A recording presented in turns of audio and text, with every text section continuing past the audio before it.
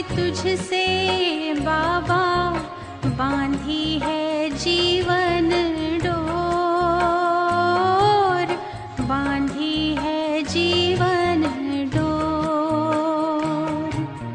दिल मेरा लगा ही रहता हर पल तेरी ओर, हर पल तेरी ओर। स्नेह प्यार की तुझसे बाबा बांधी है जीवन डोर, बांधी है जीवन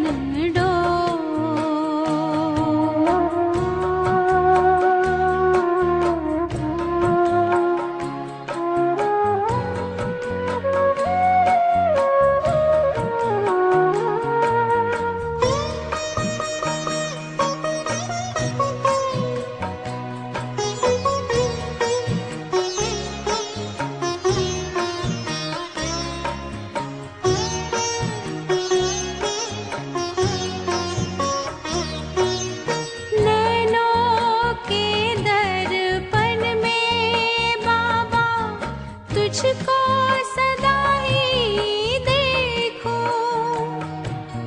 क्या से क्या बनाते हो हर पल यही मैं सोचूं, हर पल यही मैं सोचूं। मन आंगन में अब तो बाबा, मन आंगन में अब तो बाबा खुशियों के नाचे मोर, खुशियों के नाचे मोर। स्नेह प्यार की तुझसे बाबा बांधी है जीवन डोर, बांधी है जीवन डोर।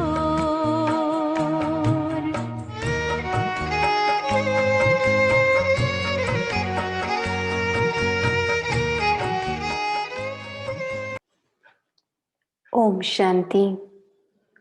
आज 4 दिसंबर 2020 की वाणी। बाबा के मधुर महावाक्य। मीठे बच्चे, बेहद का बाबा आया है। तुम बच्चों का ज्ञान से श्रृंगार करने, ऊंच पद पाना है तो सदा श्रृंगारे हुए रहो। प्रश्न, किन बच्चों को देखकर बेहद का बाप बहुत खुश होते हैं? उत्तर, जो बच्चे सर्विस के लिए एवर रेडी रहते हैं, अलौकिक और पारलौकिक दोनों बाप को पूरा फॉलो करते हैं, ज्ञान योग से आत्मा को श्रृंगारते हैं, पतितों को पावन बनाने की सेवा करते हैं, ऐसे बच्चों को देख बेहद के बाप को बहुत खुशी होती है। बाप की चाहना है मेरे बच्चे मेहनत कर ऊंच पद पाएं। ओम शांति। रूहानी बाप रूहानी बच्चों प्रति कहते हैं, मीठे मीठे बच्चों, जैसे लौकिक बाप को बच्चे प्यारे लगते हैं, वैसे बेहद के बाप को भी बेहद के बच्चे प्यारे लगते हैं। बाप बच्चों को शिक्षा सावधानी देते हैं कि बच्चे ऊंच पद पाएं। यही बाप की चाहना होती है। तो बेहद के बाप की भी यह इच्छा रहती है। बाबा कहते जैसे लौकिक माता पिता चाहते हैं कि बच्चा पढ़ लिख कर कुछ अच्छा ऊंच पद पा ले, वैसे बाबा की भी चाहना रहती है। बच्चों को ज्ञान और योग के गहनों से श्रृंगारते हैं तुमको दोनों बाप बहुत अच्छी रीति श्रृंगारते हैं कि बच्चे ऊंच पद पाए, अलौकिक और परलौकिक दोनों बाप। अलौकिक बाप भी खुश होते हैं तो परलौकिक बाप भी खुश होते हैं। जो अच्छी रीति पुरुषार्थ करते हैं उन्हों को देखकर गाया भी जाता है, फॉलो फादर। तो दोनों को फॉलो करना है, एक है रूहानी बाप, दूसरा फिर यह है अलौकिक फादर। तो पुरुषार्थ कर ऊंच पद पाना है। तुम जब भट्टी में थे तो सबका ताज सहित फोटो निकाला गया था। बाप ने तो समझाया है लाइट का ताज कोई होता नहीं, यह एक निशानी है पवित्रता की जो सबको देते हैं। ऐसे नहीं कोई सफेद लाइट का ताज होता है, यह पवित्रता की निशानी समझाई जाती है। पहले पहले तुम रहते हो सतयुग में, तुम ही थे ना। बाप भी कहते हैं आत्माएं और परमात्मा अलग रहे बहुकाल। तुम बच्चे ही पहले पहले आते हो, फिर पहले तुमको ही जाना है। मुक्ति धाम के गेट्स भी तुमको खोलने हैं। तुम बच्चों को बाप श्रृंगारते हैं। पियर घर में वनवाह में रहते हैं। इस समय तुमको भी साधारण रहना है, न ऊंच न नीच। बाप भी कहते हैं साधारण तन में प्रवेश करता हूं। कोई भी देहधारी को भगवान कह नहीं सकते। मनुष्य मनुष्य की सदगति कर नहीं सकते। सदगति तो गुरु ही करते हैं।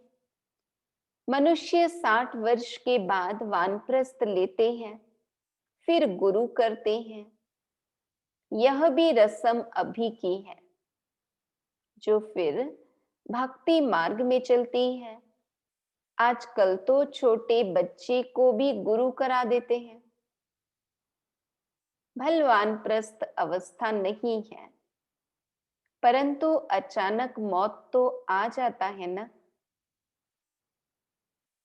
इसलिए बच्चों को भी गुरु करा देते हैं। जैसे बाप कहते हैं तुम सभी आत्माएं हो, हक है वर्षा पाने का। वह कह देते हैं गुरु बिगर ठौर नहीं पाएंगे, अर्थात ब्रह्म में लीन नहीं होंगे।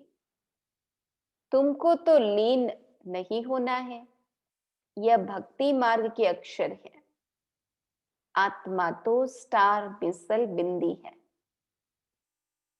बाप भी बिंदी ही है। उस बिंदी को ही ज्ञान सागर कहा जाता है।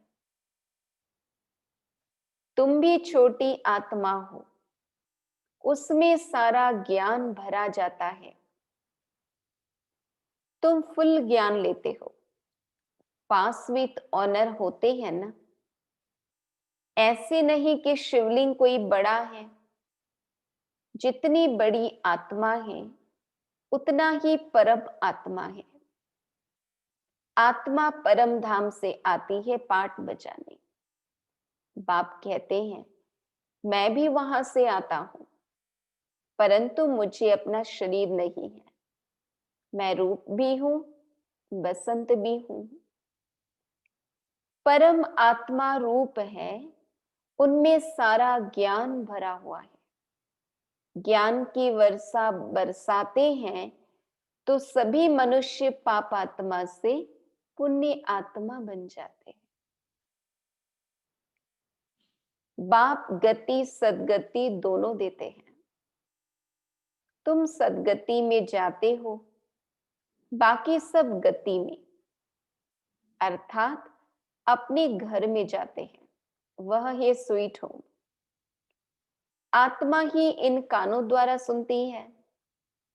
अब बाप कहते हैं मीठे मीठे सिकिलधे बच्चों, वापस जाना है। उसके लिए पवित्र जरूर बनना है। पवित्र बनने बिगर कोई भी वापस जा न सके। मैं सबको ले जाने आया हूं। आत्माओं को शिव की बारात कहते हैं। अब शिव बाबा शिवालय की स्थापना कर रहे हैं। फिर रावण आकर वैश्यालय स्थापन करते हैं। वामपार को वैश्यालय कहा जाता है। बाबा के पास बहुत बच्चे हैं जो शादी करके भी पवित्र रहते हैं। सन्यासी तो कहते हैं यह हो नहीं सकता जो दोनों इकट्ठे रह सके। यहां समझाया जाता है इसमें आमदनी बहुत है। पवित्र रहने में, पवित्र रहने से 21 जन्मों की राजधानी मिलती है। तो एक जन्म पवित्र रहना कोई बड़ी बात थोड़ी है। इतनी बड़ी प्राप्ति के लिए थोड़ा सा नियम संयम, बाबा कहते कोई बड़ी बात नहीं है। बाप कहते हैं तुम काम चिता पर बैठ बिल्कुल ही काले बन गए हो। कृष्ण के लिए भी कहते हैं गोरा और सांवरा, श्याम सुंदर। यह समझानी इस समय की है। काम चिता पर बैठने से सांवरे बन गए, फिर उनको गांव का छोरा भी कहा जाता है। बरोबर था ना, कृष्ण तो हो न सके। इनके ही बहुत जन्मों के अंत में बाप प्रवेश कर गोरा बनाते हैं। अभी तुमको एक बाप को ही याद करना है।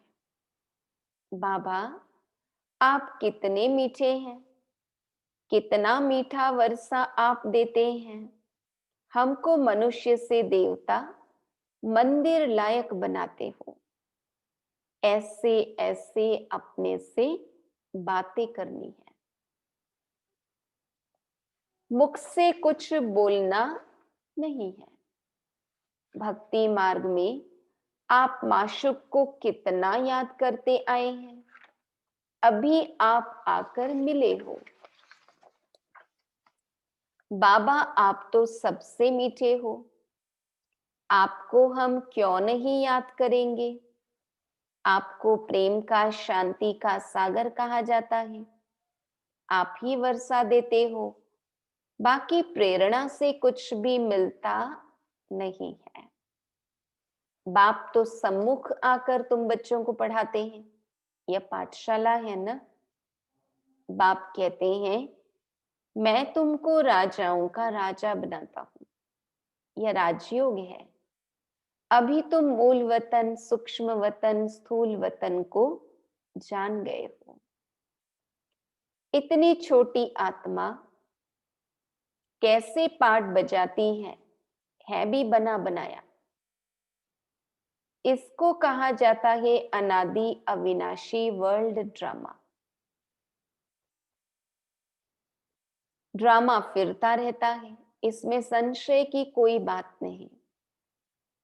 बाप सृष्टि के आदि मध्य अंत का राज समझाते हैं। तुम स्वदर्शन चक्रधारी हो। तुम्हारी बुद्धि में सारा चक्र फिरता रहता है। सतयुग, त्रेता, द्वापर, कलयुग, संगम और फिर सतयुग। तो उससे तुम्हारे पाप कट जाते हैं। बाकी कृष्ण ने कोई स्वदर्शन चक्र चलाकर हिंसा नहीं की। वहां तो न लड़ाई की हिंसा होती, न काम कटारी चलती है। डबल अहिंसक होते हैं देवताएं सतयुग में। इस समय तुम्हारी 5 विकारों से युद्ध चलती है, बाकी और कोई युद्ध की बात ही नहीं। अब बाप है ऊंचते ऊंच, फिर ऊंचते ऊंच यह वर्षा लक्ष्मी नारायण। बाबा कहते इन जैसा ऊंच बनना है। जितना तुम पुरुषार्थ करेंगे उतना ऊंच पद पाएंगे। कल्प कल्प वही तुम्हारी पढ़ाई रहेगी। अभी अच्छा पुरुषार्थ किया तो कल्प कल्प करते रहेंगे। जिस्मानी पढ़ाई से इतना पद नहीं मिल सकता जितना रूहानी पढ़ाई से मिलता है। ऊंचते ऊंच ये लक्ष्मी नारायण बनते हैं। यह भी है तो मनुष्य, परंतु दैवी गुण धारण करते हैं इसलिए देवता कहा जाता है। बाकी 8-10 भुजाओं वाले कोई है नहीं। भक्ति में दीदार होता है तो बहुत रोते हैं, दुख में आकर बहुत आंसू बहाते हैं। यहां तो बाप कहते हैं आंसू आया तो फेल। अम्मा मरे तो हलवा खाओ। आजकल तो बॉम्बे में भी कोई बीमार पड़ते व मरते हैं तो बीके को बुलाते हैं कि आकर शांति दो। तुम समझाते हो आत्मा ने एक शरीर छोड़ दूसरा लिया, इसमें तुम्हारा क्या जाता, रोने से क्या फायदा। कहते हैं इनको काल खा गया। बाबा कहते ऐसी कोई चीज है नहीं, काल नाम की ऐसी कोई चीज है नहीं। यह तो आत्मा आप ही एक शरीर छोड़ जाती है, अपने समय पर शरीर छोड़ भागती है, बाकी काल कोई चीज नहीं है। सतयुग में गर्भ महल होता है, सजा की बात ही नहीं। वहां तुम्हारे कर्म अकर्म हो जाते हैं, माया ही नहीं जो विकर्म हो, तुम विकर्माजीत बनते हो। पहले पहले विकर्माजीत संवत चलता है, फिर भक्ति मार्ग शुरू होता है तो राजा विक्रम संवत शुरू होता है। इस समय जो विकर्म किए हैं उन पर जीत पाते हो, नाम रखा जाता है विकर्माजीत। फिर द्वापर में विक्रम राजा हो जाता, विकर्म करते रहते हैं। सुई पर अगर कट चढ़ी हुई होगी तो चुंबक खींचेगा नहीं। जितना पापों की कट उतरती जाएगी तो चुंबक खींचेगा। आत्मा सुई, आत्मा सुई और शिव बाबा चुंबक। विकारों की कट चढ़ी हुई है तो शिव बाबा की तरफ आकर्षण नहीं होता। बाप तो पूरा प्योर है, तुमको भी पवित्र बनाते हैं योग बल से। जैसे लौकिक बाप भी बच्चों को देख खुश होते हैं ना, बेहद का बाप भी खुश होता है। बच्चों की सर्विस पर बच्चे बहुत मेहनत भी कर रहे हैं। सर्विस पर तो हमेशा एवर रेडी रहना है। तुम बच्चे हो पतितों को पावन बनाने वाले ईश्वरीय मिशन। अभी तुम ईश्वरीय संतान हो, बेहद का बाप है और तुम सब भाई बहन बहन भाई हो, बस और कोई बंधन नहीं। मुक्ति धाम में है ही बाप और तुम आत्माएं भाई भाई। फिर तुम सतयुग में जाते हो तो वहां एक बच्चा एक बच्ची, बस।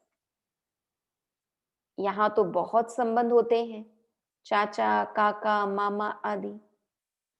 सतयुग में लिमिटेड संबंध होंगे।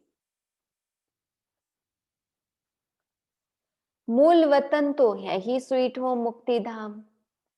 उसके लिए मनुष्य कितना यज्ञ तप आदि करते हैं, परंतु वापिस तो कोई भी जा न सके। गपोड़े बहुत मारते रहते हैं। सर्व का सदगति दाता तो है ही एक, दूसरा न कोई। अभी तुम हो संगम युग पर, यहां है ढेर मनुष्य। सतयुग में तो बहुत थोड़े होते हैं। स्थापना फिर विनाश होता है। अभी अनेक धर्म होने कारण कितना हंगामा है। तुम 100% सॉल्वेंट थे, साहूकार थे। फिर 84 जन्मों के बाद 100% इनसॉल्वेंट बन पड़े हो, बिल्कुल कंगाल बन पड़े हैं।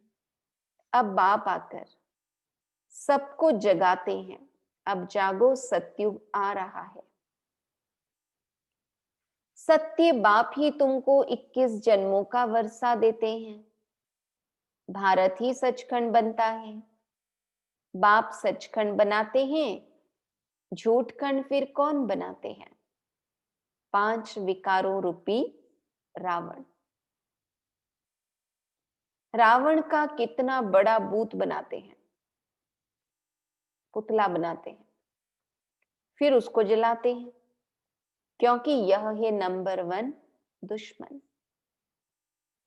मनुष्यों को यह पता नहीं है कि कब से रावण का राज्य हुआ है। बाप समझाते हैं आधा कल्प है राम राज्य, आधा कल्प है रावण राज्य। बाकी रावण कोई मनुष्य नहीं है जिसको मारना है। इस समय सारी दुनिया पर रावण राज्य है। बाप आकर राम राज्य स्थापन करते हैं, फिर जय जयकार हो जाती है। वहां सदैव खुशी रहती है। वह है ही सुखधाम। इनको कहा जाता है पुरुषोत्तम संगम युग। बाप कहते हैं इस पुरुषार्थ से तुम यह बनने वाले हो। तुम्हारे चित्र भी बनाए थे, बहुत आए, फिर सुनंती कथनती भागंती हो गए। बाप आकर तुम बच्चों को बहुत प्यार से समझाते हैं। बाप टीचर प्यार करते हैं, गुरु भी प्यार करते हैं। सतगुरु का निंदक ठौर न पाए। तुम्हारी एम ऑब्जेक्ट सामने खड़ी है। उन गुरुओं के पास तो एम ऑब्जेक्ट कोई होती नहीं। वह कोई पढ़ाई नहीं है, यह तो पढ़ाई है। इनको कहा जाता है यूनिवर्सिटी कम हॉस्पिटल, जिससे तुम एवर हेल्दी वेल्दी बनते हो। यहां तो है ही झूठ, गाते भी हैं झूठी काया झूठी माया, झूठा ये सारा संसार। सतयुग है सचखंड, वहां तो हीरे जवाहरतों के महल होते हैं। सोमनाथ का मंदिर भी भक्ति मार्ग में बनाया है। कितना धन था जो फिर मुसलमानों ने आकर लूटा। बड़ी बड़ी मस्जिदें बनाई। बाप तुमको कारून का खजाना देते हैं। शुरू से ही तुमको सब साक्षात्कार कराते आए हैं। अल्लाह अव्वल दीन बाबा है ना, पहला पहला धर्म स्थापन करते हैं। वह है डिटीज्म। जो धर्म नहीं है वह फिर से स्थापन होता है। सब जानते हैं प्राचीन सतयुग में इन्हों का ही राज्य था, लक्ष्मी नारायण का। इनके ऊपर कोई नहीं। डीटी राज्य को ही पैराडाइज कहा जाता है। अभी तुम जानते हो, फिर औरों को बताना है। सबको कैसे पता पड़े जो फिर ऐसा कोई उल्हाना ना दे कि हमको पता नहीं पड़ा, कि भगवान आए और हमें मालूम ही नहीं पड़ा। तुम सबको बतलाते हो, फिर भी बाप को छोड़कर चले जाते हैं। बाबा कहते यह हिस्ट्री मस्ट रिपीट। बाबा के पास आते हैं तो बाबा पूछते हैं आगे कभी मिले हो? कहते हैं हाँ बाबा, 5000 वर्ष पहले हम मिलने आए थे, बेहद का वर्षा लेने आए थे। कोई आकर सुनते हैं, कोई को साक्षात्कार होता है ब्रह्मा का, तो वह याद आता है। फिर कहते हैं हमने तो यही रूप देखा था। बाप भी बच्चों को देख खुश होते हैं। तुम्हारी अविनाशी ज्ञान रत्नों से झोली भरती है ना, यह पढ़ाई है। 7 दिन का कोर्स लेकर फिर भल कहां भी रहे, मुरली के आधार पर चल सकते हैं। 7 दिन में इतना समझाएंगे जो फिर मुरली को समझ सकेंगे। बाप तो बच्चों को सब राज अच्छी रीति समझाते रहते हैं। अच्छा, मीठे मीठे सिक्के लधे बच्चों प्रति माता पिता बाप दादा का याद प्यार और गुड मॉर्निंग। रूहानी बाप की रूहानी बच्चों को नमस्ते। हम रूहानी बच्चों की रूहानी बाप दादा को याद प्यार, गुड मॉर्निंग, नमस्ते, नमस्ते, नमस्ते। धारणा के लिए मुख्य सार। स्वदर्शन चक्र फिराते पापों को भस्म करना है। रूहानी पढ़ाई से अपना पद श्रेष्ठ बनाना है। किसी भी परिस्थिति में आंसू नहीं बहाने हैं।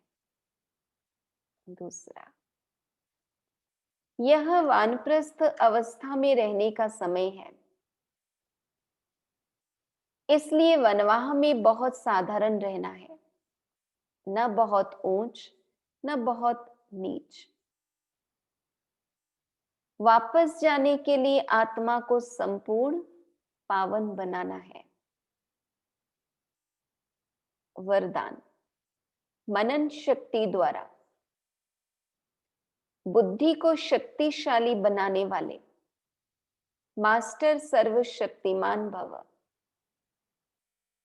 मनन शक्ति ही दिव्य बुद्धि की खुराक है। जैसे भक्ति में सिमरन करने के अभ्यासी हैं, ऐसे ज्ञान में स्मृति की शक्ति है। इस शक्ति द्वारा मास्टर सर्वशक्तिमान बनो। रोज अमृत वेले अपने एक टाइटल को स्मृति में लाओ और मनन करते रहो, तो मनन शक्ति से बुद्धि शक्तिशाली रहेगी। शक्तिशाली बुद्धि के ऊपर माया का वार नहीं हो सकता, परवश नहीं हो सकते, क्योंकि माया सबसे पहले व्यर्थ संकल्प रूपी वाण द्वारा दिव्य बुद्धि को ही कमजोर बनाती है। इस कमजोरी से बचने का साधन ही है मनन शक्ति। मनन शक्ति द्वारा बुद्धि को शक्तिशाली बनाने वाले मास्टर सर्वशक्तिमान भव। स्लोगन, आज्ञाकारी बच्चे ही दुआओं के पात्र हैं। दुआओं का प्रभाव दिल को सदा संतुष्ट रखता है। ओम शांति।